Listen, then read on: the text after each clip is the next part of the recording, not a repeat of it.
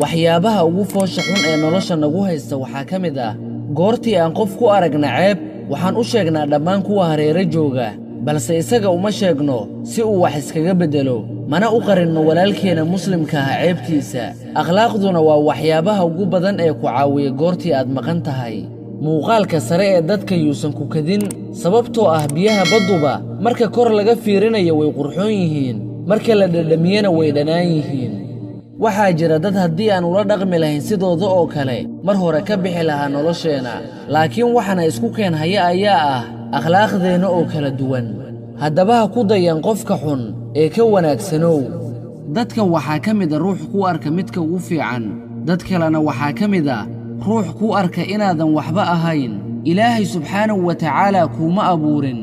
inaad ahaato aragtida kan ama kaas ee ilaahay wuxuu ku abuuray inaad ahaato addoon saalix ah ee yaysan ku saamaynin hadallada dadka ducafada ah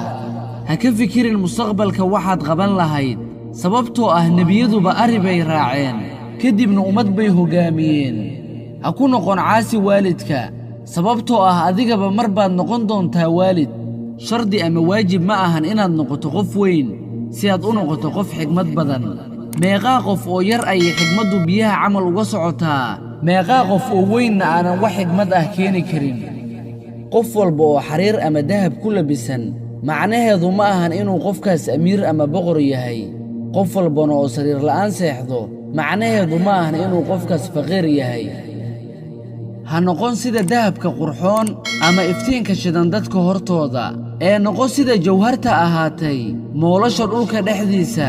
aananna helaynin ilaa kan u dhibtooda darteeda haddii aad doonto guur ha raadin gabar aad guursata uun laakiin raadi nin rag ah sababtoo ah ninka ragga ah guriguu joogaa gabar laga helaa ha isdhihin qofka aamusan waa jaahil